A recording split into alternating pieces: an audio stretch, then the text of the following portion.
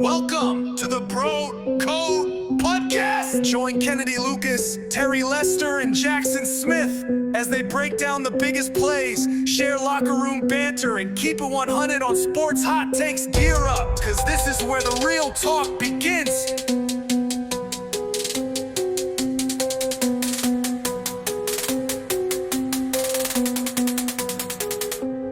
Gear up! It's your boy, Terry Lester.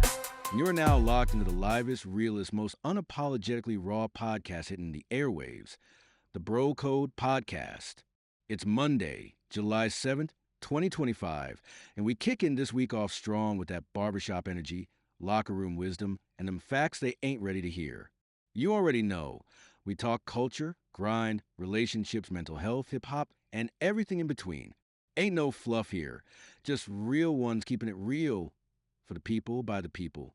And if you're new around here, let me put you on game real quick.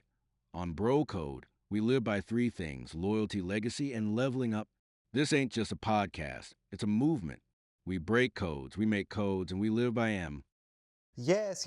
Ladies and gentlemen, boys and girls, welcome back to the Bro Code Podcast presented by iHeartMedia and K.L.P. Entertainment. As Terry says it best, welcome back, guys. We hope that everyone, I know it's Monday night. I know typically we upload the episode Monday during the morning time, but we had to shift back a little bit for our audiences here tonight. We hope that everybody had a great holiday weekend. Hopefully everybody watched a lot of great things over the weekend, ate lots of great food over the weekend. And I just truly hope that you two, Terry and Jackson, you guys had a fantastic weekend, ready for another exciting week, ready for another exciting podcast here today. So we hope that you guys enjoy the show in advance. We thank y'all so very much for staying tuned if you're watching the show right now or listening to it tonight or maybe Tuesday, the following day. Whenever you get to us, we thank y'all for that as well. So we've just got so much great things to talk about here on the show. So thank y'all in advance, and we hope y'all enjoy the podcast today. So grab that coffee, lace up those kicks, or vibe out in traffic. Whatever you do not touch that dial. We got dope guests, wild takes, and conversations that hit harder than your cousin at family game night. And this is the Bro Code Podcast. Let's get it. All right, folks, let's get into it.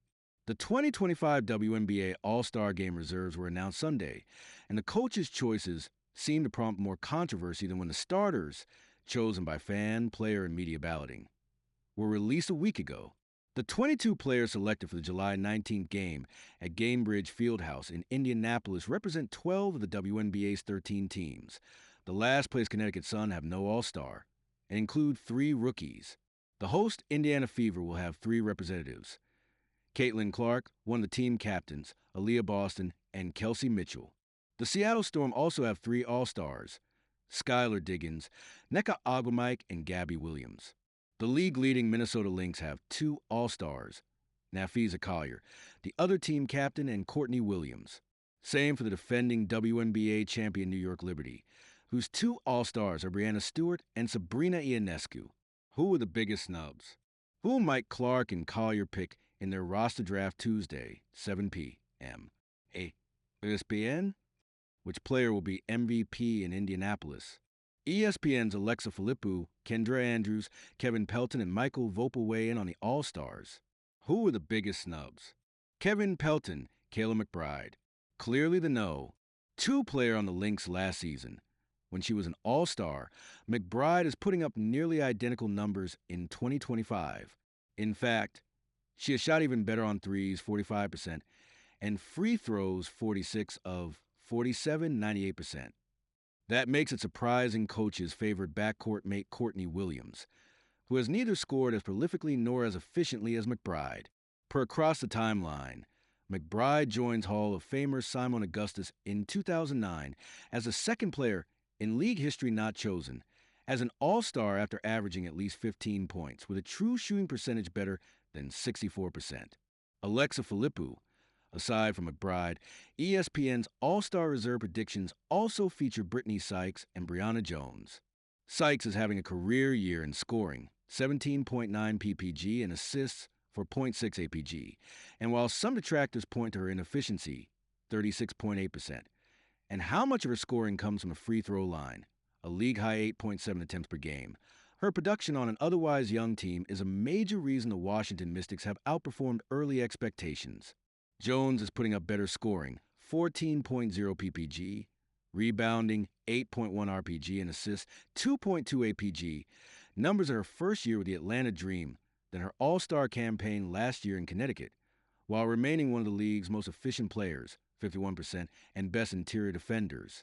She is the only player with at least 7 double-doubles to not be tabbed an All-Star. Kendra Andrews, Natasha Cloud. When we made our predictions last week, I wrote that Sonia Citron was the most difficult player to cut, but Cloud was a close second. She began the season on fire, and while she had a bit of an inconsistent June, she is third in the league in assists with 6.5 per game, and also third in assist-to-turnover ratio at 3.17. She's also one of the league's premier guard defenders. Cloud has filled a facilitator hole for the Liberty, and while she's still striking the balance between facilitator and scorer, she made a strong case for an all-star selection.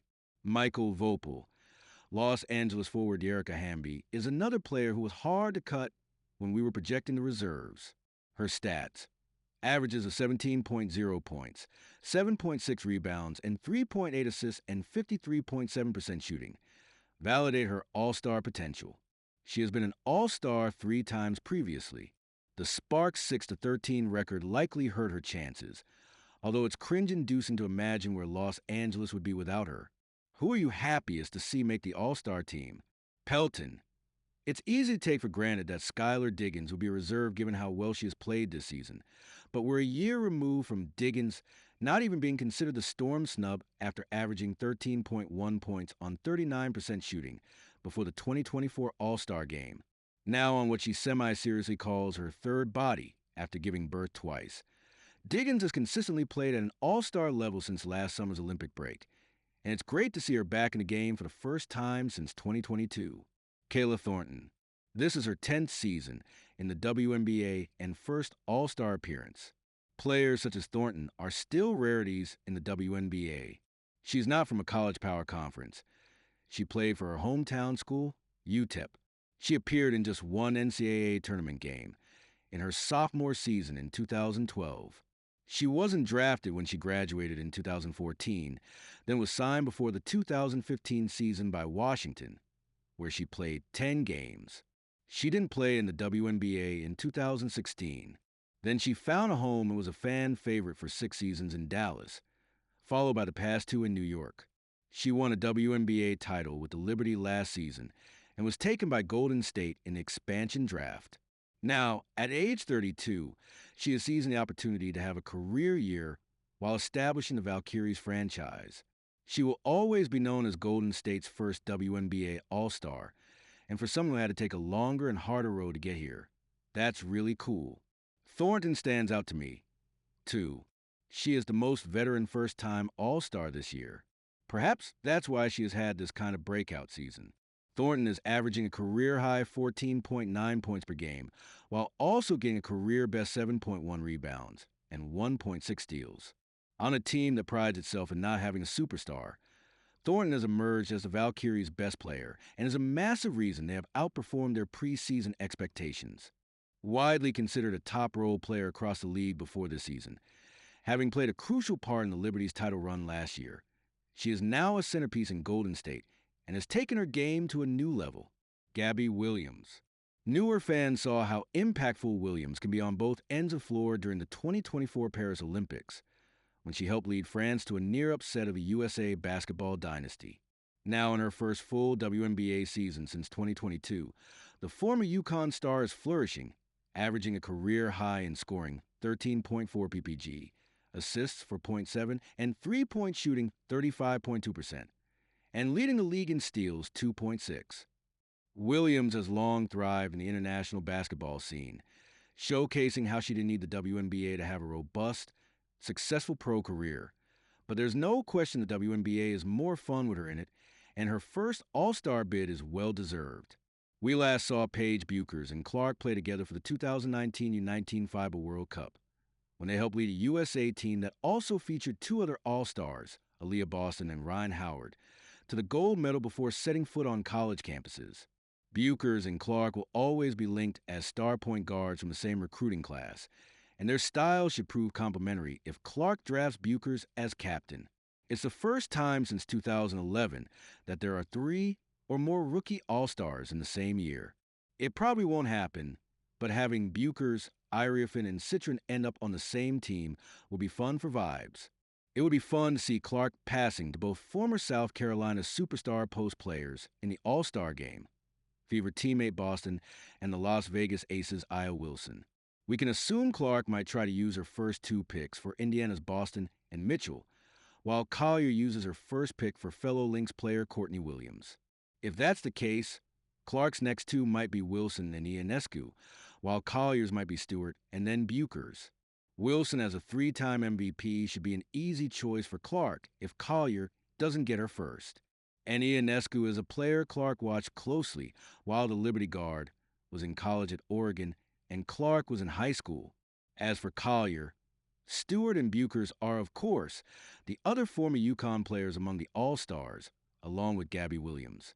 Boston, the All-Star game in Indianapolis figured to be a showcase for Clark, but with her injury-marred first half, Boston has stepped up as the Fever's best player. Could running in transition with All-Star guards allow Boston to remind a national audience that she was an NCAA champion and no? 1 pick?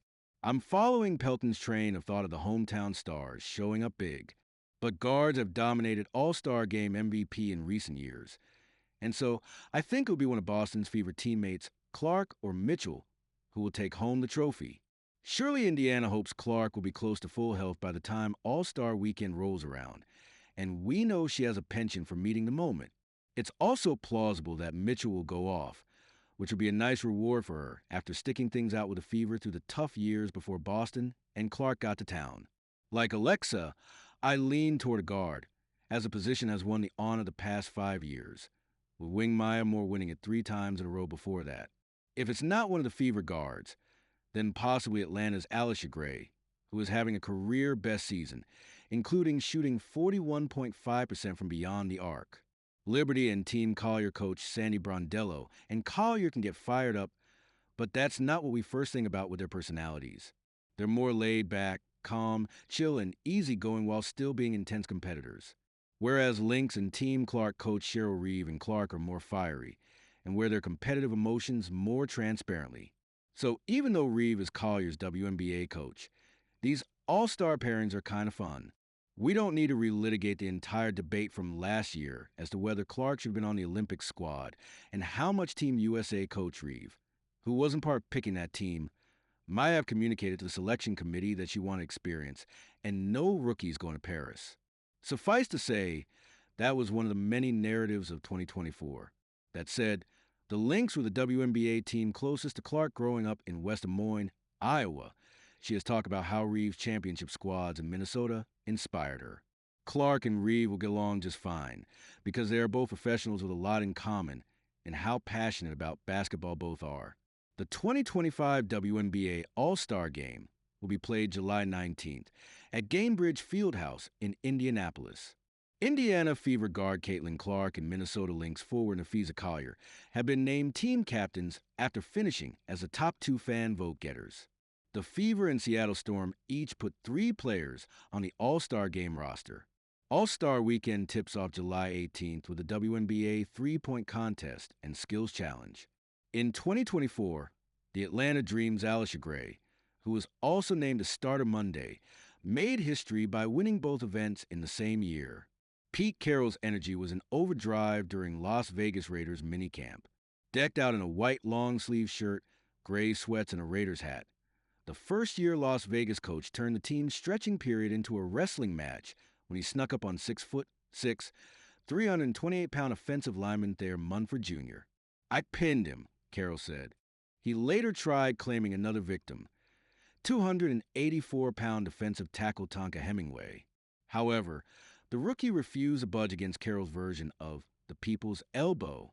The 73-year-old didn't stop there.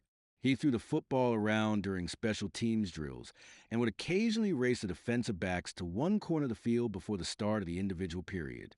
Each day served as a reminder that he did not need to match his players' energy and effort.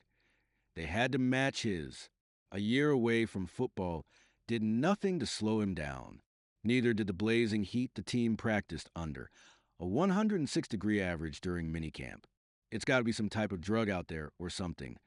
Wide receiver Jacoby Myers said, "He's got a lot of energy, man."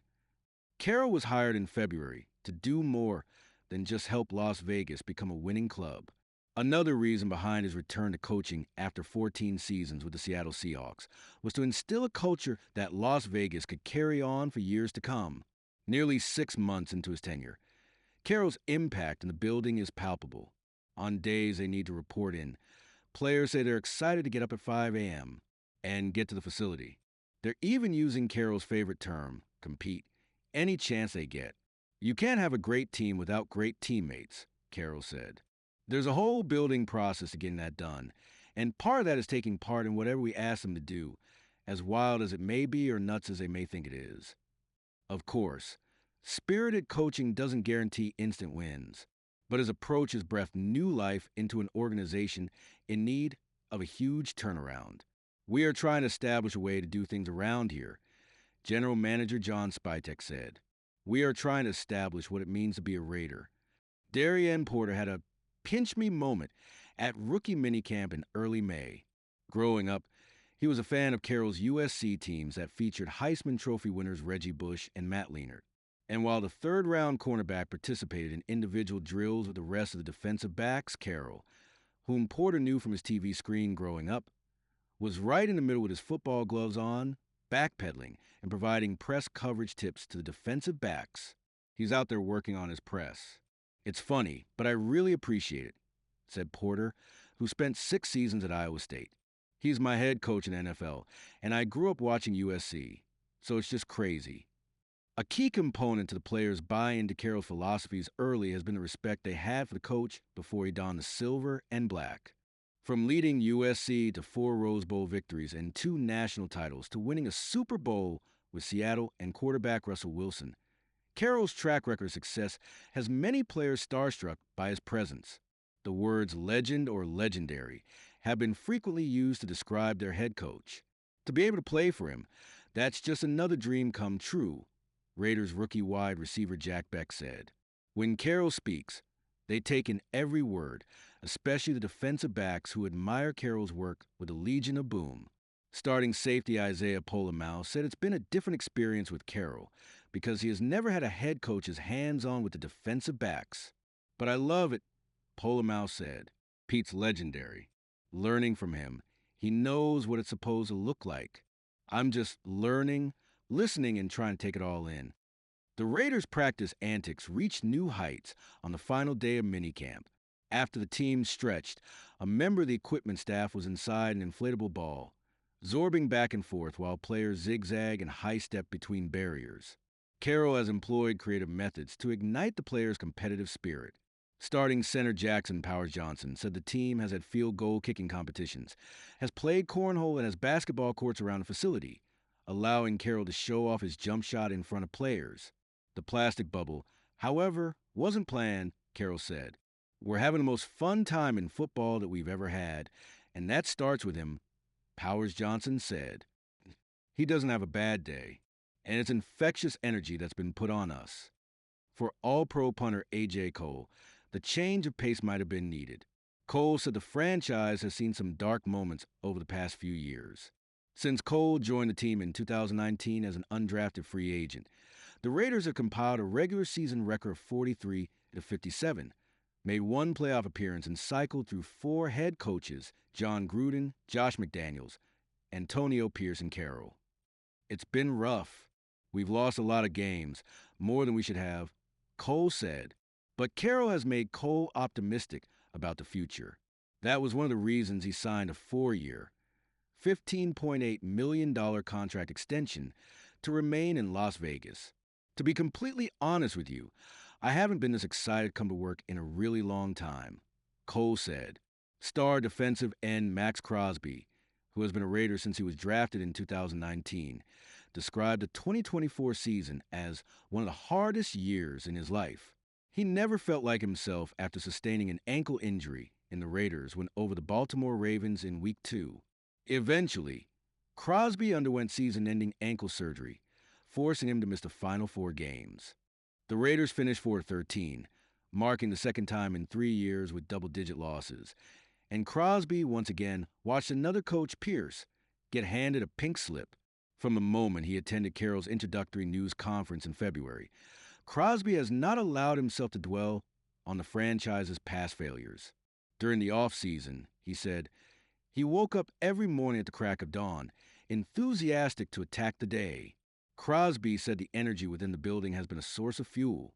He even admired how Carroll pushed him and the rest of the team to be the best version of themselves.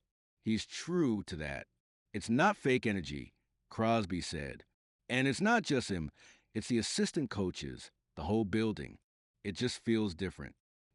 Pete creates that culture where everyone knows it's hard. You're going to work your ass off, but you got a whole group and an organization of people that all got to be on the same wavelength and go in the same direction. That's one of the hardest things you could do. John Glenn is all too familiar with Carroll's ways of developing team culture. Before Glenn joined the Raider staff as a linebackers coach this offseason, he spent 12 seasons in multiple roles on Carroll's Seahawks staff. Outside of Carroll's zealous personality, Glenn, who spent last season as the assistant special teams coach for the Washington Commanders, said the San Francisco native finds a way to relate to anyone he comes across. He's an incredible human. Just the way he's able to connect with the coordinators to the position coach to the quality control coach, Glenn said. It's never been, oh my gosh, it's the head coach. Don't talk to him. He's always engaging and has time for you. Glenn added that Carroll's philosophy about competition transcends the football field. Carroll is requiring his staff to compete, not just in the sport, but in all aspects of their lives. Raiders starting left tackle Colton Miller has watched Carroll push the coaches just as hard as the players. Miller believes that's what sets Carroll apart from the rest. That's what he excels in, Miller said. Am I competing to be a good husband? Am I competing to be a good father? Am I competing to be a good citizen in the community? It all transcends, Glenn added. When you truly buy into it, that's the secret sauce. Defensive coordinator Patrick Graham said being around Carroll has been beneficial for his growth as a coach. Graham, entering his 4th season with the Raiders, has been happy with the opportunity to discuss different ideas with Carroll. Graham has even been a sponge whenever he watches Carroll instruct the defensive backs. I mean, why wouldn't you listen? Graham said, we're watching a master teacher working. This is beneficial for us. When the Raiders wrapped up their offseason program and entered a month-long break ahead of training camp, it seemed evident that Carroll had the team fully invested in the culture he's trying to foster. Sure, on paper, the Raiders are perhaps miles away from their AFC West counterparts. There are a handful of questions surrounding the talent on the roster, which won't be answered until the season starts. Yes, that's true. So coming up next on the Bro Code podcast, obviously on this show, we like to talk about the WWE review. Guys, stay tuned tomorrow. Tomorrow, K.L.P. Aftermath podcast. Tomorrow, we're going to be, Tuesday night, by the way, we're going to be talking about Monday Night Raw from Netflix. But on today's episode, we're going to talk about WWE SmackDown. Now, I'm very excited for us getting closer to it. If you guys know, this Saturday will be WWE Saturday Night's main event. We're live down the street at State Farm Arena. We still haven't been able to get tickets, so we probably won't be able to go to that event. But we will be in attendance for WWE's Evolution on Sunday.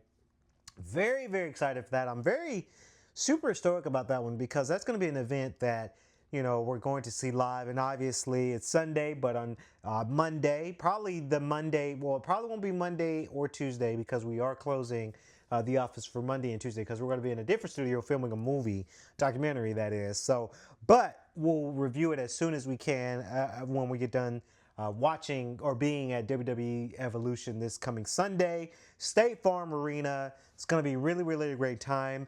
Now, I'm going to talk a little bit about SmackDown because I did catch a glimpse of it. And here's what we got to look forward to on Friday night. Tiffany Stratton selects her Evolution opponent. Cody Rhodes celebrates the winning King of the Ring. Jade Cargill celebrates her winning of Queen of the Ring we meet the newest member of the Solo Sokoa family, the new bloodline, as you will. Now, after we saw a quick segment of the parking lot of Jacob Fatu attacking Solo Sokoa, that was very brutal. Love to see that happen. He spoke about a bit about the winner of the King of the Ring tournament. Randy Orton joins him into the ring. The Viper said that he had the win in hand, but he hesitated while Rhodes did not. Now, Orton said he actually respected it, even if you won't soon forget about it. Of course, Drew McIntyre comes out and called both men pathetic. Very, very good to see Drew McIntyre back into the limelight of things. He's given us so many gruesome matches, y'all. Drew McIntyre he gave us a lot of gruesome matches. So it feels good to have somebody's stature of Drew McIntyre back into it because simply because he's a great wrestler, he's a great superstar, he's a great seller, and he's given us a lot of brutal matches. Now the Viper lives up his reputation and hits McIntyre with the RKO out of nowhere before sharing a tense look at Cody Rhodes exiting the ring. They gave this moment a grade B. Of course, you had the Secret Hervis versus Alexa Bliss and Charlotte Flair, along with that match. They gave that match a B minus. Nick Aldis booked a triple threat match and determined which team could face for the Women's Tag Team Champion at Evolution. We all know that Roxanne Perez and Raquel Rodriguez, they are now the newest Women's World Tag Team Champions, that is. And so we're looking forward to seeing who will be a part of it. Of course, Flair and Bliss, they win that matchup. So we're going to see them on Sunday night for Sunday night's WWE's Evolution at State Farm Arena down the street. Can't wait for that. It should be noted that B-Fab has made a huge strive in improvement in the ring. I do want to touch on that because I'm a fan of B-Fab, Terry. I am. I really love her looks. I really love that she's getting more ring time to kind of perfect her craft a little bit. I remember when she was with the Street Profits. And when she was with the Street Profits, she was more of what we call a valet. If you guys don't know what valet means, it's just kind of like a superstar that's kind of valeting, a tag team or a superstar. And it's very, very exciting to see those things come up and to have B-Fab kind of be back in front of TV and to be back and doing her thing. It's good. It's very, very cool to see, and I'm glad that they're allowing her to get more ring time. They're allowing her to perfect that craft a little bit for her being a up-and-coming superstar. I love to see that. But of course, Flair and Bliss, they come out on top, and now they're going to be in the contenders match for that women's tag team championship. Of course, you got the Wyatt Six versus Berto, Chris Sabin, Montez Ford, and Johnny Gargano. Of course, the Wyatt Six, they come up on top of this because Berto, Chris Sabin, Johnny Gargano, and Montez Ford, they were able to put into one team by Nick Aldis to battle the 4 male members of the Wyatt Six in an 8-man tag team championships this past Friday. Very, very cool to see that happen. I really love to see big teams going against each other and they really doing their stride. Of course, you had Derek Loomis, Eric Rowan, Joe Gacy, and Uncle Howdy teaming up. Of course, that's part of the Wyatt Six segment, the Wyatt Six team.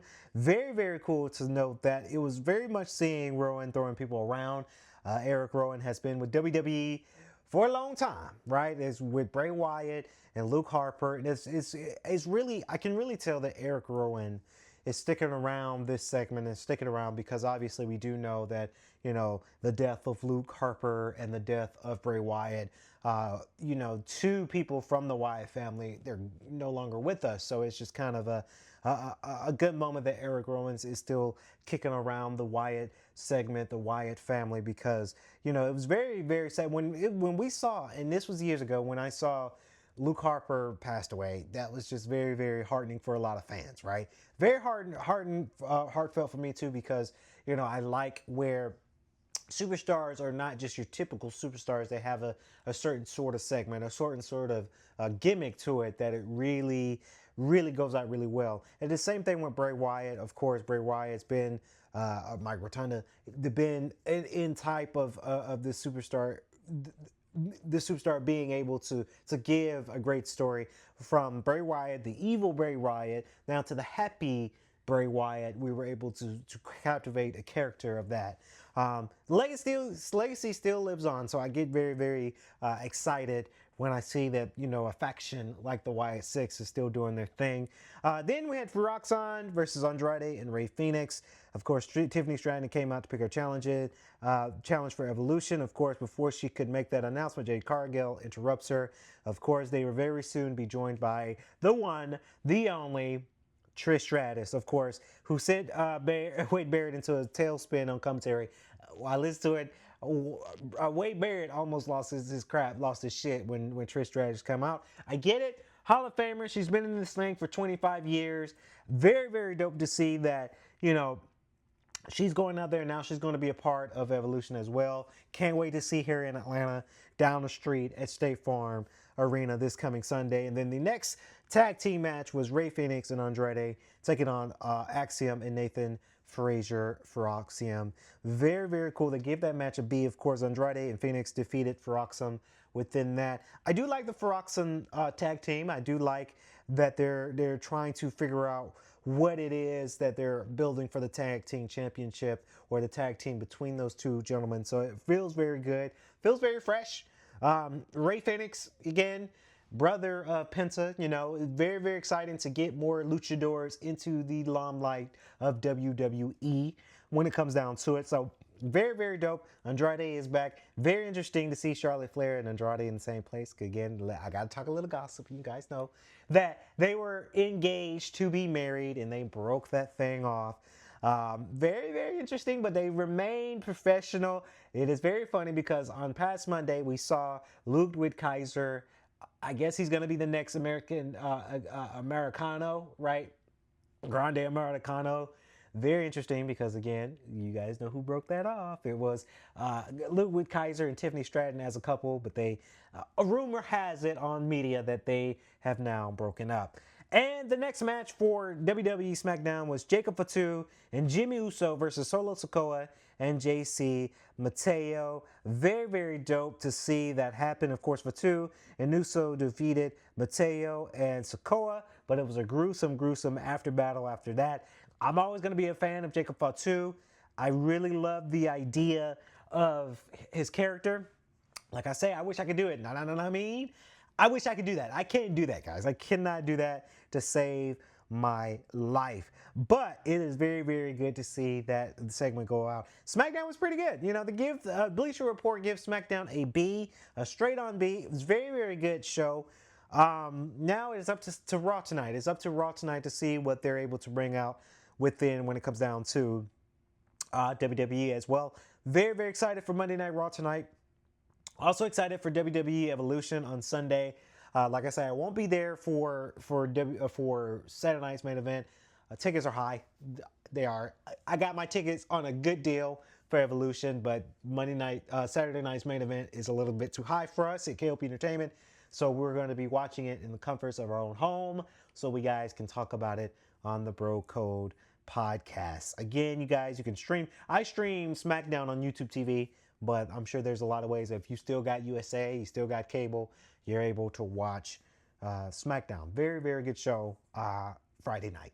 It's set to be a busy offseason in the NHL, as free agents are free to sign with new teams starting on July 1st.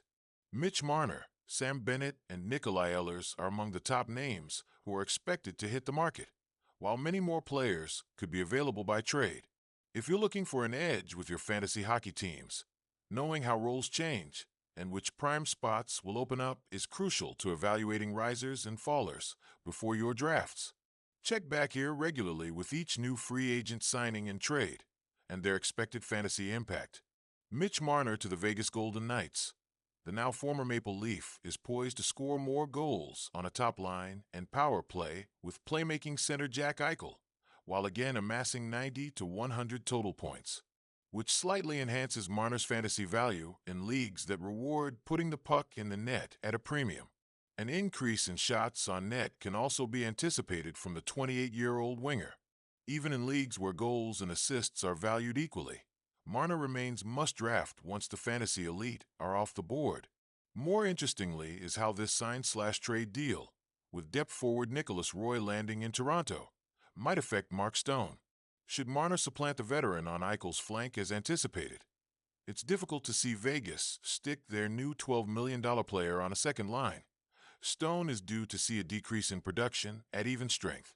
Couple that potential shift with the oft-injured skater's unreliable durability, and he projects to regress as a performer after averaging 2.1 fantasy points/game this past season in ESPN standard leagues. Meanwhile, either Stone or Pavel Dorofeyev, Tomas Hertl less so, appears the likeliest candidate to drop to the secondary power play in making room for Marner on the primary unit. Best guess today is Dorofeyev, who racked up 17 power play points this past season. In Toronto, GM Brad Treliving now has a significant hole to fill up front following Marner's exodus to the desert. While whoever ends up skating on a top line with Austin Matthews and Matthew Knies is going to score, this particular figure might not even be part of the organization as of early July 1st. Considering newbie Matthias Maxelli, or any other currently forward, doesn't strike as an ideal full-time substitute for Marner, fantasy managers should keep a close watch on who else joins the organization this summer. Nikolai Ehlers to the Carolina Hurricanes. This transaction presents as a ripe opportunity for the 29-year-old Dane and his respective fantasy managers. Poised to enjoy the chance to play on a top line and power play with Sebastian Aho, Ehlers has the potential to break the point/game plateau and 30-goal mark for the first time in his career. Signed to a 6-year deal worth $61 million, the former Jet is also in position to better 30 points with the extra skater through a full, healthy season, averaging 2.9 shots/game since 2016-17, and in for a bump in ice time with the Hurricanes. Ehlers serves as a slightly under-the-radar performer for fantasy managers who aren't turned off by his less explosive history in Winnipeg and, for some, lack of name value. At first glance, winger Andrei Svechnikov appears the top candidate to drop to the second unit, should Ehlers join Ono and Seth Jarvis as anticipated. Configurations in training camp will offer better intel as to how coach Rod Brind'Amour intends to roll out his top two lines. After banging out 52 points in 59 games the previous season, Svechnikov put up a disappointing haul of only 48 through 72 contests in 2024-25, although the winger's presence on the second unit would benefit Jesperi Kotkaniemi, should the 24-year-old remain at center. Brent Burns to the Colorado Avalanche. This isn't your father's Brent Burns. Gone are the days of 250-shot seasons and 70-point upside. He's dropped off significantly from a fantasy perspective across the past two seasons. His shots on goal are way down. His power play time and effectiveness have all but dried up. Only 3 power play points last season. And at this point, his value lies more in the locker room than on your fantasy roster. Burns heads to the Avalanche after 3 seasons in Carolina, but we await news on how the AVS will deploy him. Pius Suter to the ST. Louis Blues. The Blues Cup suddenly overfloweth with potential top 6 candidates. Suter, who mostly played center for the Canucks, is certainly a contender to take faceoffs on the second line, but even a plum free agent payday doesn't guarantee that role in this crowded lineup. While he's never managed to be a full-season fantasy factor, Suter closed the 2024-25 campaign on an encouraging heater with 11 goals and 10 assists in 27 games, 1.92 fantasy points per game. His fantasy relevance this season will hinge entirely on deployment. Andrew Mangiapane to the Edmonton Oilers. The Oilers need 4 reliable top 6 wingers to support their all-world centers, but right now, they have just 2 surefire bets. When Leon Draisaitl skates on a separate line from Connor McDavid, he'll be choosing from the likes of Vasily Podkolzin, Kasperi Kapanen, Matthew Savoy, and now Mangiapane. While Mangiapane's 35-goal explosion in 2021-22 feels like a lifetime ago, and came with surprisingly limited fantasy value at just 1.69 FPG, 35 goals is still 35 goals, and an opportunity with Draisaitl is still an opportunity with Draisaitl.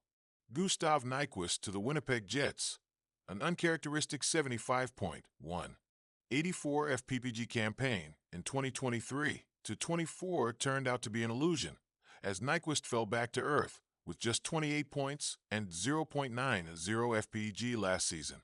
His success in Nashville came from being focal point of the offense, both at even strength and on the power play.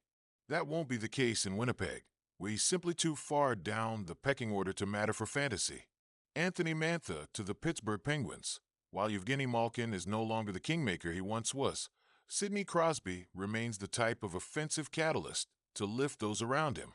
While it's more likely Mantha is due for a roll away from Sid's wing, lesser players than Mantha have stumbled their way to bursts of fantasy relevance from sharing the ice with the Penguins' top six.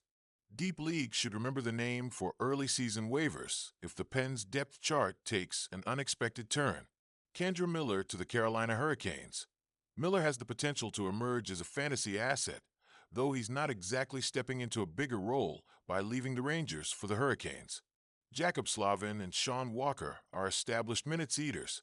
Alexander Nikishin could soon claim the no. One job, and Shane Gostisbehere here remains the power play specialist. Still, Miller doesn't need prime deployment to contribute, as his fantasy value is driven by hits, blocks, and steady enough offense. He's a confident pick as your fourth fantasy defenseman, with upside to climb your depth chart. John Klingberg to the San Jose Sharks. He showed well enough during his postseason run with the Oilers to justify the Sharks taking a chance on him as a fallback power play quarterback. Klingberg hasn't found his footing since leaving the Stars in 2021-22, but now surgically repaired and just 33 years old. He still has some runway left. The Sharks lack a proven puck mover on the blue line with NHL experience, so Klingberg will be battling the kids for power play minutes. If he wins those battles, there's sleeper fantasy appeal, at least in leagues that don't still count plus-minus. Michael Granlund to the Anaheim Ducks. A resurgence last season helped elevate Granlund's stock back to levels he hadn't reached since his days with the Minnesota Wild. His fantasy value depends heavily on getting big minutes, something that wasn't going to happen down the depth chart in Dallas. So it's encouraging to see him land with the Ducks, where opportunity awaits.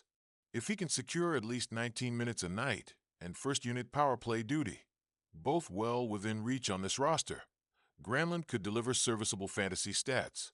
He's a solid late-round target once your draft shifts to filling out starting lineup holes. James Van Riemsdyk to the Detroit Red Wings.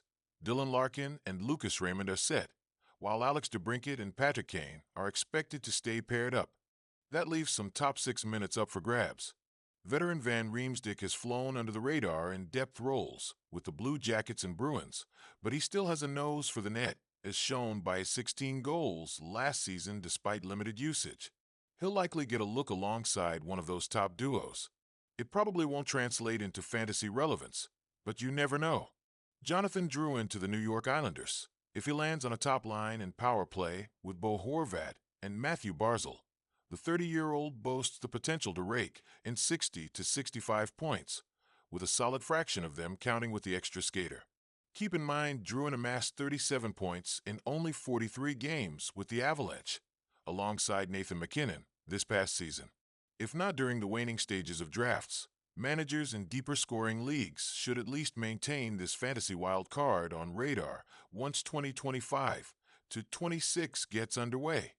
Drouin fit with Nathan MacKinnon like a glove and probably doesn't fit anywhere else, including most fantasy lineups. The Islanders are revamping their forward group, but Drouin would need to land in the exact right mix of sheltered minutes and prominent usage for this to work out statistically.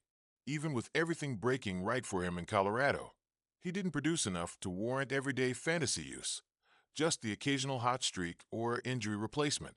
Don't draft him, but keep his name handy if he shows early chemistry with a top-line pivot on and off the power play.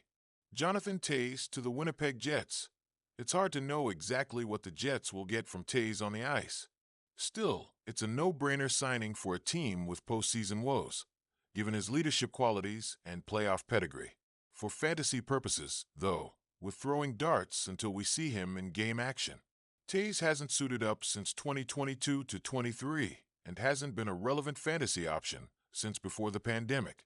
Making things tougher, the top line of Kyle Connor, Mark Skeefield, and Gabriel Velarde holds almost all of Winnipeg's bankable fantasy value, and after dominating the league in 2024-25, it's unlikely that trio gets broken up just to create more depth scoring. Zach Bolduc to the Montreal Canadiens. What a fantastic gamble by the Habs in parlaying their defensive prospect depth into a potential steal from the Blues. After the Four Nations face-off last season, Bolduc tallied 13 goals and 2.06 fantasy points per game across 26 contests, helping push the Blues into the postseason, and he did so from a third-line role. At worst, the Habs landed a quality bottom-six contributor. On the upside, Bolduc will surely be given a chance to blossom with more minutes and could be a sleeper for fantasy teams. 9 of his 18 points in those final 26 games came on the power play, too. Matthias Maxelli to the Toronto Maple Leafs. An exceptionally creative playmaker, but with other holes in his game, this MM won't deliver fantasy returns anywhere close to the one that got away. But don't sleep on Maxelli too much.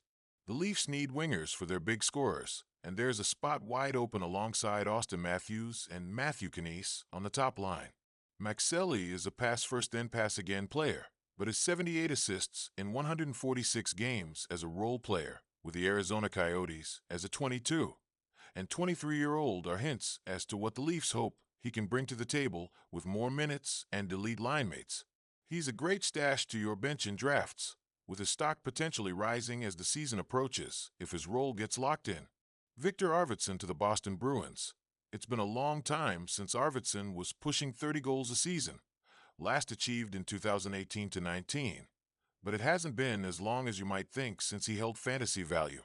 He finished both the 2021-22 and 2022-23 seasons firmly in everyday starter territory, with 1.91 and 1.83 FPPG, respectively. That 2022-23 campaign stands out in particular, thanks to 25 power play points, a relevant stat for a Bruins roster that, outside of David Pastrnak, lacks another forward who deserves power play minutes.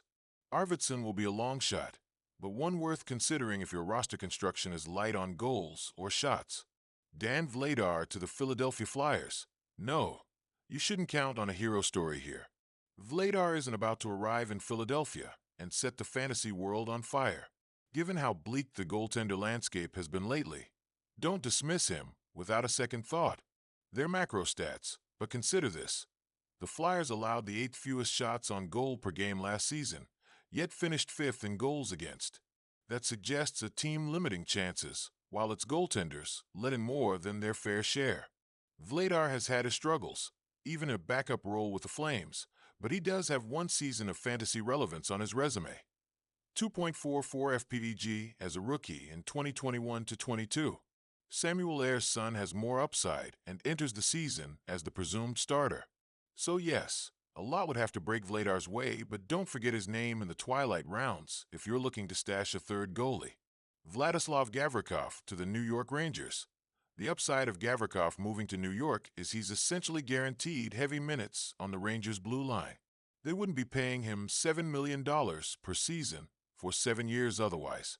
Beyond that, the former King/Blue Jacket can be counted on to fire a good number of shots on net, 1.4/game in 2024-25, block shots at an even greater rate, 1.7/game, and pitch in on the productive side, 30 points in 2024-25. Such a durable player. He skated in all 82 contests this past season. Can certainly be of use in deeper fantasy leagues that reward defensive categories and ATOI. Vladimir Tarasenko to the Minnesota Wild, after averaging only 2.74 goals/game in 2024-25, 25th out of 32 teams. The Wild are gambling on the former prolific sniper to return somewhat closer to form from his earlier years, averaging 0.86 points/game, heavy on goals, from 2013-14 to 2023-24, Tarasenko put up a paltry 33 through 80 contests with the Red Wings this past season, while logging only 14.47 in ice time. A more prolific role in Minnesota, perhaps on a second line in power play, should result in a bump in production, especially if the 33-year-old returns to his shooting habits of old. That Tarasenko is entering the final year of his current contract also plays a factor. Such extra incentive to prove he can still contribute in a valuable manner certainly won't hurt. Fantasy managers who could benefit from a 60-point player in deeper leagues might consider rolling the dice on the winger, just as GM Bill Guerin is doing, late in autumn drafts. Contingent, of course, on where he appears to fit in Minnesota's lineup in camp. John Gibson to the Detroit Red Wings. There's little question, after finally being dealt away from the team that drafted him back in 2011, Gibson is set to re-earn the bulk of starts in the crease, at least through 2025 to 26. Almost 38 years old, Cam Talbot has a single-year $2.5 million remaining on his contract. Prospect Sebastian Casa is likely in for another season, for the most part, with Grand Rapids. Trey Augustine, all of 20 years old, is returning to Michigan State for a third turn.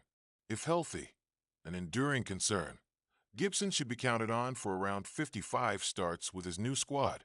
As such, sussing out which version of the longtime Duck netminder we'll see in Detroit is the greater challenge for fantasy managers. One of the league's best goalies to start his career, Gibson boasted a 119-77 record, .921 SV%, and 2.42 GAA from Game 1 through 2018-19 in Anaheim. Then matters went south, in no small part due to the lack of support out front. However, the 12-year veteran is coming off a bit of a renaissance with an improving Ducks squad in 2024-25, posting a .912 SV%, 2.73 GAA, and 9.71 goals saved above average, evolving hockey through 29 games. If he can replicate those figures with a Red Wings team that arguably compares in quality to the one he's leaving behind, while enjoying a significant increase in playing time, Gibson could serve as a top 15 fantasy netminder in most conventional leagues. Again, if he stays reasonably healthy. Going the other way, Petr Mrazek projects to serve as backup to current RFA Lukas Dostal. The 25-year-old proved capable of serving as a no.1 this past season, and would have enjoyed greater success had his teammates provided more support. Only the Sharks and Predators scored fewer goals than the Ducks in 2024-25. But with the further growth of young skaters like Leo Carlsson and Cutter Gauthier, plus the addition of veteran Chris Kreider, Anaheim is on the upswing. All unfolds as anticipated. Dostal could finish in the top 20 in fantasy points in ESPN standard leagues by season's end. Noah Dobson to the Montreal Canadiens. Despite a substantial relapse in production in 2024-25 after erupting for 70 points the previous season, Dobson still averaged 2.0 fantasy points/game in ESPN standard leagues. Not too shabby, all considered. Fantasy managers should anticipate a similar rate with his new team in Montreal, where the 25-year-old will be counted on to skate heavy minutes at even strength, while competing on the secondary power play. Assuming reigning Calder winner Lane Hudson continues to anchor the primary unit. Even without putting up sparkling scoring numbers, Dobson serves as a well-rounded performer who shoots on net often and blocks shots with regularity. He should be drafted accordingly, depending on league size.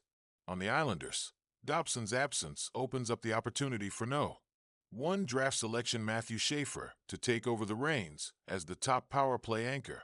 Should the team crack the lineup, which is hardly guaranteed, a situation that deserves close monitoring through camp and the start of 2025-26.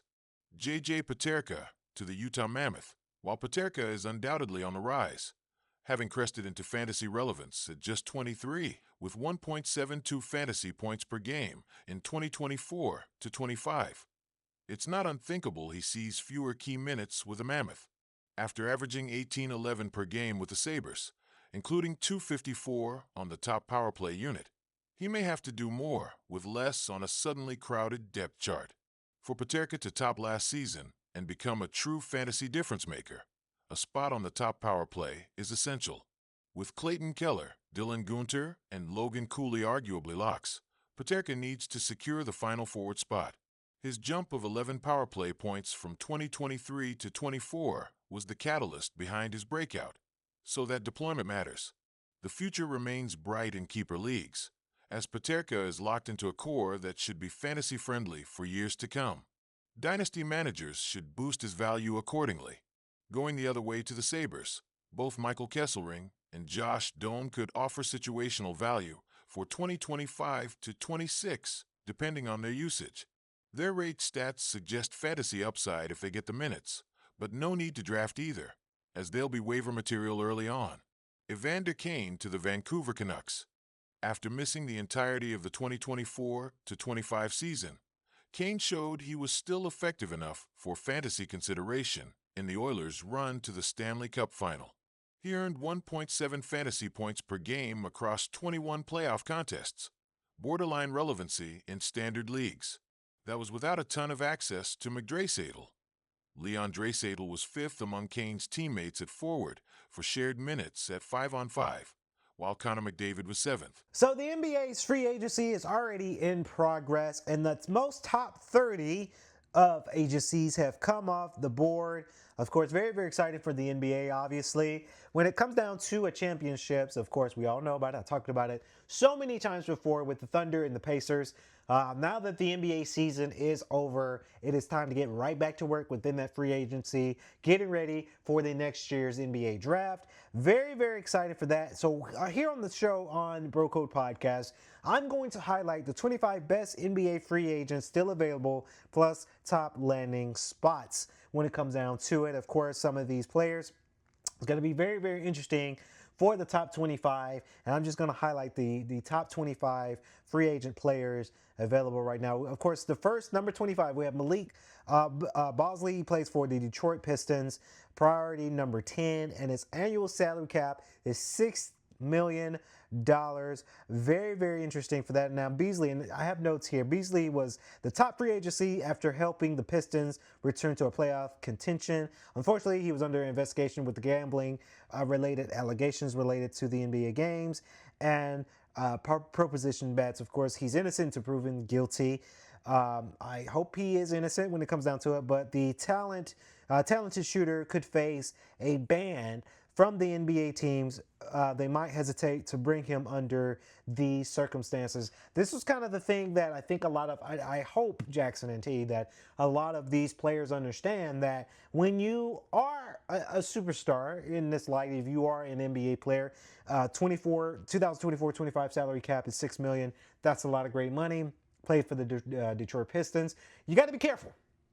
Right, you got to be careful when it comes down to it. You don't want to have any allegations because this is your career, right? There's a lot of things that a lot of these players, they do because they think they're invincible. They think they're hot shit, and it's no, shit talk, but they think they're hot shit, right? And when that happens, to have these allegations on you, all of this can be taken away from you. I do say you do have to be careful, even if you're not a superstar or an athlete.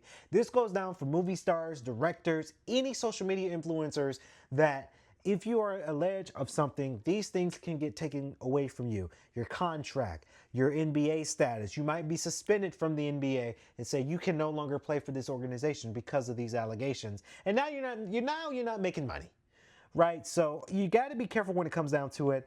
I hope that Malik Bosley, I hope he was able to come out of this. Again, I try to be a firm believer that everybody's innocent until proven guilty, but you just got to be careful. Now, from the Miami Heat's team, you have Alec Burks, of course.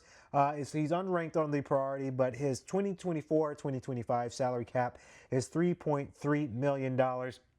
Burks, and in his notes here, Burks is the true NBA veteran at almost the age of 34. He has played 9 teams as wing or on occasionally a reserve lead guard. He can score and shoot at the average point of 42.5% for a three-point range, of course, but with the age, durability has become more challenging over the recent years. Of course, Bleacher Report predicts that Burks may not get picked up before this season. He could easily end up on a playoffs team's bench with a rotten rotation role. Age does make a factor, guys. age does make a factor. You have to be careful when it comes down to the age bracket, of course. At the age of 34, it is getting where he's getting a little bit more seasoned. He's getting more veteran. He can't really move as much as he used to as he get a little bit older playing this sport. There's a lot of young guys that's on the NBA teams. There's a lot of young guys.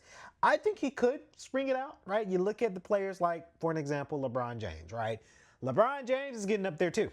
Right? LeBron James is getting a little bit older when it comes down to it. But miraculously, LeBron James being the talent that he is, he says that he's not thinking about retirement anytime soon.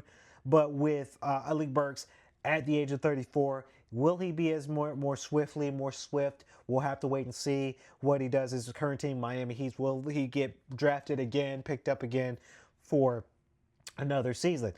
Number 23, Delon Wright, of course, plays for one of my favorite teams, the New York Knicks. Of course, his 24-25 season cap was $3 million. Wright has been in the NBA for a very long time now. He's also at the age of 33. He plays for about a third of the league. Most recently, he filed in as a backup point guard for the New York Knicks, providing the team with an experienced and physical defender at this position. Unfortunately, he isn't much of a scorer or shooter, limiting his opportunities.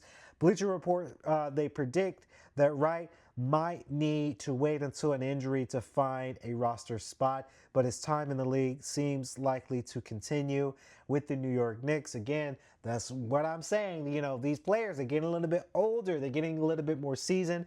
First and foremost, I look into the camera and I say, shout out to the New York Knicks. I am a fan of the New York Knicks. Of course, first I got to be the fan of the Atlanta Hawks because we're here in Atlanta. Hometown is in Atlanta, but I love New York too. I love the color scheme of the New York Knicks. I love Jalen Brunson within the New York Knicks. I was hoping that they would get to the NBA Finals, but obviously we didn't get to see that happen for the New York Knicks this year. But maybe I'm hopeful. I know T's over here laughing at me because he's not a New York Knicks fan, but I am a fan of New York Knicks. That is my team. So we have to wait to see what goes on within, of course, when it comes down to Delon Wright. Now, number 22, you got Delano Benton, of course, plays for the Portland Trail Blazers. Of course, for the 24-25 cap, he has a salary of $2.2 million. Now, it says here, Benton in the nose. Benton can fill multiple positions as lead guard and wing. Excuse me. At 6'9", he has the height and the length for the lead guard and wing, which were well on display over 30-game period with the Trailblazers in the season of 2023-24 at the average of 16.7 points, 4.8 rebounds, and 3.6 assists per game. His minutes dropped considerably this year as Portland reconstructed the team, reconstructed their playbook. Now, still, the 25-year-old could round out a team's bench, though he doesn't provide shooting support for 30.4 percentage from three on his career. Now, of course, with Bleacher Report, Benton gets invited to camp on an non-guaranteed deal with a shot to stick if he can beat out the competition. This is another thing that's tough for a lot of NBA players is because we have so many competition. We have so many young players, even younger than him being, because he at the age of 25, Benton being 25. There are younger players that are getting recruited for these teams, right? Youngest as maybe 22, right? So the younger they are, the more faster, more flexible, more talented that these players could be. So, you know, it's very, very interesting when it comes down to competition because every player that plays for a team, they want their millions. They want their spot. They want the shine. They want the goal. They want the TV spot. They want the goal, right? And that's another thing with competition that's kind of going to be tough for Mr. Banton, right? When it comes down to the Portland Trail Blazers. Now, Trey Lyles, number 21, the top ranking there. He plays for the Sacramento Kings. For the year of 2024-25 salary, his cap is $8 million. Will Lyles, who turns 30 in November, this coming November, continue his career at Sacramento after 4 years. And a lot of people put a question mark on that.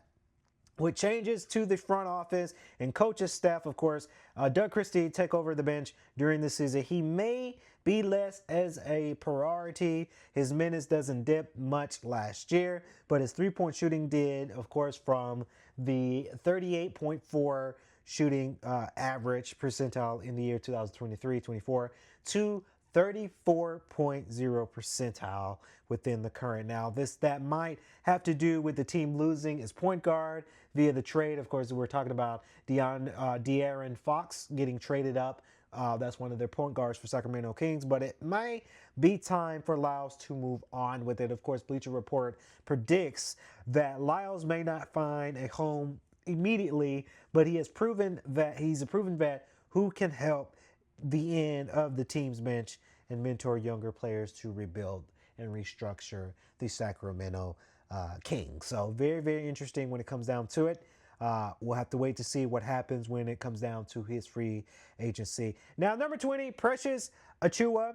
Precious Achiuwa plays for, again, I know you're laughing. My favorite team, one of my favorite teams, New York Knicks. 24-25 salary cap of $6 million. Now, Achiuwa is undersized, 6'8", center lacking an outside shot and notable playmaking skills. Of course, he's athletic and he plays hard, but he doesn't do enough on the offense side of the ball on his offset, his liabilities. The notes here says throughout 49 games with the Knicks during the 2023-24 season, joining the team as part of the OG trade here. The 25-year-old average is 7.2 rebounds and 1.1 blocks per game. As his minutes dipped this season, so too did his production. That is a huge dip, right? Coaches look at that. They look at that dip. They say, hey, if you got too much of a dip, are you going to be worth that $6 million salary cap, right? So you have to be careful about your production. This is what I say alongside with competition. If your production is low, your blocking is low, your guarding is low, number-wise, then coaches are going to reevaluate, right? Especially when you're asking for that $6 million cap. So we'll see what Achiuwa does. Number 19, Cody Martin plays for the Phoenix Suns. 24-25 salary cap was $8.1 million. Now, after spending his entire career with the wonderful Charlotte Hornets, I've seen the Charlotte Hornets Stadium. It's pretty nice in Charlotte, North Carolina. The team sent him to the Suns before the deadline. He only played about 14 games, and the Phoenix Suns decided to let him go this summer before his contract's guarantee triggered, of course, at the age of 29. That's my age. Fit in a role player, but he's most glaring deficiency is his three-point shooting average of 30.8% career. Of course, Bleacher Report predicts that Martin will play in the NBA this year, but probably on a non-guaranteed contract. Again, those non-guaranteed contracts, is basically in the name, Jackson. You will give you this amount, but it's not guaranteed for the full fiscal year. When you play for this certain team, we might let you go, we might trade you, and we can legally do that because you're on a non-guaranteed contract. See, that's another thing with a lot of players too, with their agency. They really consider when it comes down to the salary cap, when it comes down to the contracts. Hey, if it's non-guaranteed, we might have you play for 5 games this season and call it quits, and you're not guaranteed that contract. Now, typically, if you're on a guaranteed contract, let's say guaranteed contract for $6 million for the full team year, then you can't get fired, you can't get let go, unless there's some allegations, unless you've been benched for some allegations and some troubling things, but you're not able to, you're able to kind of call it cool when it comes down to that, and they can call it quits. Number 18, Corey Joseph, Orlando Magic's 2024-2025 salary cap, $3.3 million. Now, Joseph, 34 this coming August. A lot of these players are getting older, too. Was never named an NBA All-Star, but he has carved out an impressive career over 14 seasons. The Magic didn't intend to sign him to be a starter in the playoffs, but injuries, notable by Jalen Suggs, led to him starting 5 games versus the Boston Celtics in his team's first round exit. Not bad. You had the opportunity there when it comes down to Joseph. Now, while he didn't put up a significant stack, Joseph is a welcome addition to any locker room. He could fit in on almost any team in the NBA, either helping a younger group develop or containing team by providing a steady veteran presence. Of course, Joseph, this is a Bleacher Report prediction that Joseph may not sign quickly or even to guaranteed a salary, but he'll have opportunities to continue his career this season. I think a lot of these players are going for it too as they get a little bit older. They're trying to see if they can have a contract to the younger guys. And again, that's what I've been saying at the beginning of the segment, that these younger guys coming in. Now, at number 17, Landry Shamet, of course, plays for my team, New York Knicks. 2024-2025 salary cap was $1.7 million. Of course, Shamet had to fight his way back to the NBA through the G League after an injury during training camp. It's never a good sign when you get injured on training camp. He ended up playing 50 games for the Knicks, shooting 39.7 from three-point range and 3.1 attempts in 15.2 minutes per game. Not bad. Now, the age of 28, the 28-year-old did not get as many attempts in the postseason, but his role grew in the Eastern Conference Finals against the Indiana Pacers as New York needed help spacing the floor. I've watched that Eastern Conference Finals. I was rooting for the Knicks, but the Pacers got it, of course, and the Pacers went to the finals against the Thunders. And, of course, Thunders won that final. Now, unless the Knicks land have a bigger name, perhaps Chris Paul, right? We want to see what Chris Paul does. Shamet could round out his bench again this season with that $1.7 million cap. Now, number 16, we got to talk about Garrison Matthews playing for the home team, Atlanta Hawks. Shout out to the Atlanta Hawks, of course. 2024-2025 salary cap, $2.2 million. Now, Matthews possesses a notable and valuable skill in the NBA. He can shoot the ball, right? Because I've seen it. I went to a Hawks game and I've seen it. While the 28-year-old only hit double digits once. That's a 10 points per game in the 2021-2022 season with the Houston Rockets. He has a career of 38.2 percentile three-point shooter. That should land him another opportunity this season with the Atlanta Hawks through probably not with the Atlanta after the team brought, of course, Nickeil Alexander-Walker and Luke Kennard with the Atlanta Hawks. Of course, Bleacher Reports predicts on Matthews lands a partial guaranteed minimum deal with the team. Atlanta Hawks looking for floor spacing. They're going to use that. They're going to allocate that for the Atlanta Hawks. I'm rooting for the Atlanta Hawks too for the next season. Hopefully they do bad. They did all right the last season. Not fantastic, but they did okay. Now, at number 15, Malcolm Brogdon. Sorry, I had to make sure I slow down and say these names right. Of course, Washington Wizards. Get this, guys. 2024-2025 market cap. $22.5 million market cap. Brogdon is one of the most experienced available point guards, but he has never been exceptional, durable. Now, he's at the age of 32. He can help the team with his size and playmaking and defenses. That is a big man, right? Big man for the Washington Wizards. At this stage, he's more likely to provide bench support. Bleacher Report's prediction says that teams like the New York Knicks and LA Clippers may seek players like Chris Paul, but once rejected, may turn to Brogdon. Again, that is a big man. And that's big fills the shoes. 22.5 market cap, Jackson. That's some good money. Very good money. Halfway there, ladies and gentlemen, with my top 25. Number 14, D. Anthony Melton, of course, with the Brooklyn Nets. Of course, his market cap 2024-2025 was $12.8 million. Plays for the Brooklyn Nets. Now, the Golden State Warriors made Melton for the top free agent acquisition this last summer. But he has failed with a serious knee injury. The team dumped him to the Brooklyn Nets since he was out for a full year. It is very, very sad if you're out for a full year. Well, if you're out for a season, a full year, that's tough to kind of come back because you got to go through the surgery. You got to go through recovery. You got to go through rehab. And then the season's over, right? You won't be able to prove yourself.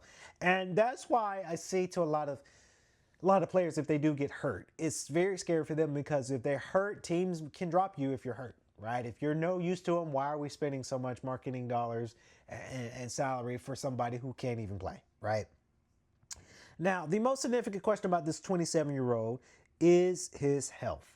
He passed injury and capable to resuming the same level as a sharp defensive guard who isn't a liability on offense, right? Now, Bleacher Report predicts that only the severe survival could lead to be a target for the Warriors. Some of the buzz linking him to the Los Angeles Lakers had died down in recent weeks. So very, very interesting within that player. Of course, number 13, Thomas Bryant. Thomas Bryant plays for the Indiana Pacers. Shout out to them. Got it close. Again, the market cap 2024-2025 salary, $2.8 million. Now, Bryant's an interesting case, right? Bryant is a vital reserve for the Pacers. Now, Bryant hits a big shots in the playoffs to propel the team to the NBA Finals, right? We saw it. The Oklahoma City Thunders weren't his best matchup. With the coach, of course, Rick Carlisle going with some of the more physical Tony Bradley. The team also acquired Jay Huff, Jackson and T, from the Memphis Grizzlies, which might hurt Bryant's chances to return within the new season, right? Still, the vacancy created by Miles Turner's departure for the Milwaukee Bucks may lead to his return. That's why I say Bryant's a very, very interesting case, right? Now, Bryant, this is a prediction with Bleacher Report. Bryant is a full spacing big who some would say was not really a strong defender, plays very, very hard. He'll land somewhere soon, perhaps back with Indiana. We hope he lands back to Indiana because, hey, they had a shot at the finals. That's why I say Bryant is a very, very interesting case there. Now, number 12, Gary Payton II, Golden State Warriors, market cap 2024-25, $9.1 million, of course. Now, with one of the coaches, Steve Kerr from the Warriors, Kevin Looney left the Warriors for the New Orleans Pelicans. It cast some doubt with Payton's return. Now, Kerr trusted the 32-year-old as an on-ball defender on the team, and he has always prioritized defense. Now, Payton isn't a high-level scorer, and that's where the problem lies within his return. He could still finish off really well around the basket, but he also has the experienced championship-level player under his belt. But Bleacher Reports predicts that you can't really count out Golden State, but if the team prefers to reshuffle a lot of the players within the team, perhaps the Minnesota Timberwolves will give him a look to help replace the departure Nikolai Alexander-Walker. That is now that player. He's going to Atlanta. He's coming to the Hawks, right? Maybe that could be his chance on the return. We'll have to wait and see. We'll have to wait to see what the coaches do. Number 11, Ben Simmons, of course, plays for the LA Clippers. 2024-25 market cap $1.1 million. Now, Simmons joined the Clippers late in the season, only playing 18 games as the backup point guard. Since entering the league in 2016 with the Philadelphia 76ers, once healthy, of course, the 28-year-old has been a challenging player to slot into a traditional NBA position. He has a point forward in the center with no outside range. Injuries have limited some of his abilities as an elite defender. Had so many injuries under his belt. But he remains a smart and capable player when it comes down to the LA Clippers. He doesn't do much of postseason for the LA roster, but Simmons may move on. We'll have to wait to see. We don't know. We just analysts. We don't know what the coaches are thinking as of today. But while he seeks more than momentum, it is unclear at this stage where Simmons will land when it comes down to it with the LA Clippers. So we'll have to wait to see what happens to the player there. Chris Boettcher, number 10, plays for the Toronto Raptors. Of course, market cap 2025. Gee, try saying that 10 times fast, y'all. 10 million, 10.8 million. Now, Boettcher is a long and athletic, right? But at 6'9", 200 pounds, with a pension launching 3 years, right? He's more of a small forward than a center. is what people are saying. What people are saying with the Toronto Raptors within his position. He earns his place in the league with his energy, but at the age of 32, he may not have widespread appeal, is what people are saying, what analysts are saying with the Toronto Raptors with Blanchard. Still, teams grieve towards size and scoring. Now, Boucher averaged 10 points a game in just 7.2 minutes. He should find a new home before long when it comes down to his accolade. Of course, at number 9, almost there, guys, at number 9, Amir Kofi, or Kofi, I might have butchered these names. LA Clippers, his market cap for 2024-2025 was $3.9 million. Now, Kofi is an underrated 3 and D wing who shot at the average of 40.9 percentile within the three-point range on 3.4 attempts with the LA Clippers. Currently, the team has 13 players, 3 of whom are two-ways, and they might sign Kobe Sanders at number 5 into the 14th slot within the Clippers unless something changes within these coaches. Again, this is what we're saying. We don't know what's going to happen to a lot of these player changes when it comes down to it. He may be at the best, still relative, young, 28 years old, young player, role player available on the market. Unfortunately, the team may face similar issues with limited roster space when it comes down to the LA Clippers. Now, at number 8, Bradley Beal plays for the Phoenix Suns. Of course, his market cap, I think this is the highest that they were saying. His market cap, 2024-2025 market cap, salary cap, $50.2 million. Now, this starts with the assumption that Beal and the Suns, they reach a buyout agreement, leading the veteran guard to hit into the free agent market space. Now, the NBA buzz suggests that this inevitable outcome, giving the 32-year-old a no-trade clause and an expensive, difficult to move contract. $50 million salary cap, that is a very expensive cap to make. Now, while Bill has much alignment within his thing with the Phoenix Suns, he still averaged at the average of 17.0 points percentile per game while shooting at 38.6% in from the field. Now, he could help a contender, provide he's willing to accept a sixth-man scoring role when it comes down to the Phoenix Sun. That is a high market salary cap, 50.2 market cap for salary. That's high. Now, number 7, Russell Westbrook, of course, plays for the Denver Nuggets. Of course, his salary cap from 2024-25 salary was $3.3 million. Of course, Westbrook is an acquired taste for a lot of people. His name's been buzzing around. The same position, he can seamlessly win or lose the game for his team. The Nuggets went from significant turmoil this year, firing head coach Mike Malone and top basketball executive Kevin Booth right before the playoffs. That was Westbrook's fault. A lot of people asked that. Was it Westbrook's fault? Hardly, but the Denver Nuggets needs talent and has minimum spending power. This 36-year-old Russell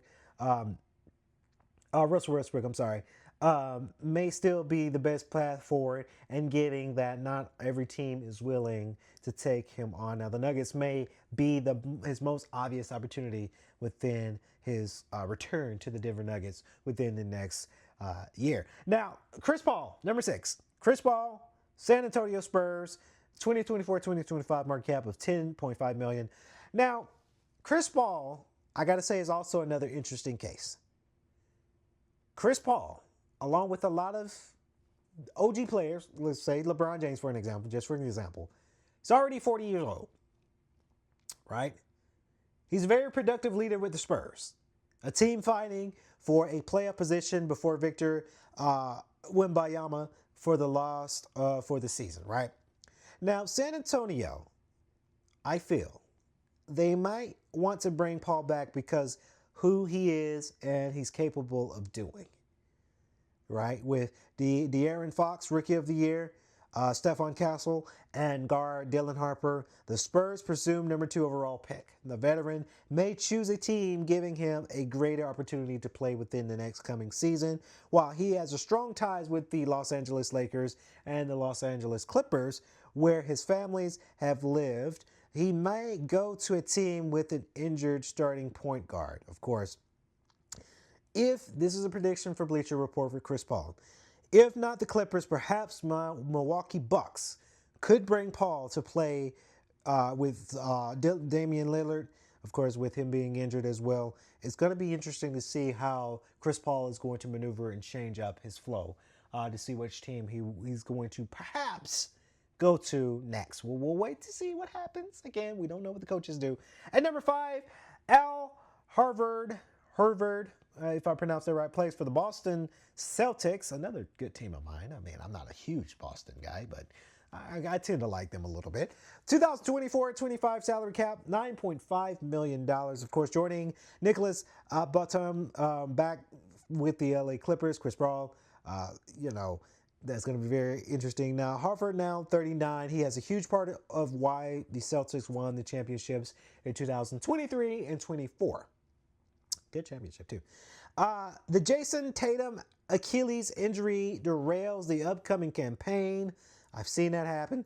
Boston needs to seriously consider trading out a heavy salary to save what could be hundreds of dollars of luxury taxes. That's a joke from Bleacher Report.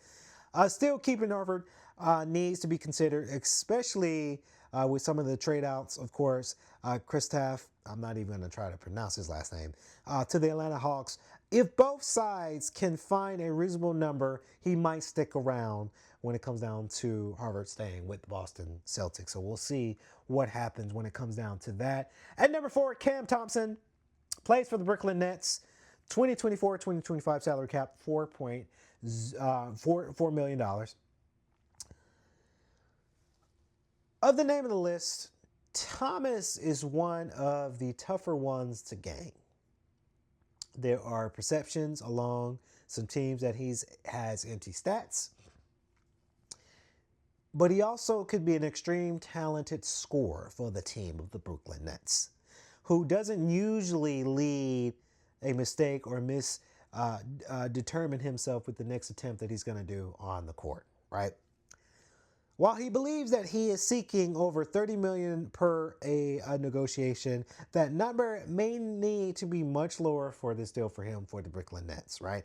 Since he's restricted, Brooklyn has all the leverage, and no one else has that kind of cap room to make the 23-year-old an offer sheet of that note. Again, wanting closer to $30 million. Again, 23-year-old. Again, this is what I'm saying. A lot of young folks are coming into this game, Jackson and T. Now, at number 3, you got Jonathan Kuminga, plays for the Golden State Warriors. Last year's salary cap, 2024-2025, was $7.6 million. Now, the buzz of him from the last season was that Kuminga wanted an extension starting at $35 million range, greater than the Warriors were willing to pay, perhaps no higher than $30 million for his contract. Now, after the Jimmy Butler trade, Kuminga struggled to stay healthy and find his role diminished. Now, if this 22-year-old player could find a team that's willing to give him what he's seeking, or close to what Golden State is willing to do last year, he'll need an offer sheet as restricted free agency for this to happen, right? If he wants that number, he has to have it contracted as a restricted free agent, so that way they perhaps can meet that number when it comes down to it. Now, number 2, Quentin Grimes, however you say it. The Philadelphia 76ers salary cap, $4.3 million. Of course, Grimes has had a topsy-turvy career so far within it. Now, after 2.5 years with the New York Knicks, go Knicks, the 25-year-old was sent to Detroit Pistons, where he languished, shooting just 24.4% in 3. The Dallas Mavericks moved on from him around the time that Luka Doncic's trade, after he gave them 10.2 points a game and steady 39.8% from the deep. Of course, over a 14-game span back in March, he averaged only 26.6 points and 4.9 assists. Now, of course, Bleacher Report says that the Sixers, who need to retain talent, give Grimes the above NTMLE deal. Perhaps in $17 million starting range if he wants to stay with the 76ers for Philadelphia. Now, finally, the number one on the top 25 free agent league, Josh Giddey. Plays for the Chicago Bulls, number 5 priority. $8.4 million 2024-2025 market cap. Some trades are a win-win, while the Oklahoma City Thunder experienced the ultimate win the past season after acquiring Alex Caruso from the Bulls. Chicago did well with Giddey. Of course, down to the streak of the season, the Bulls find success with the Cody White-Giddey combo. Giddey has a good size. He's playmaking ability and grew as a shooter with 37.8 percentile from 3.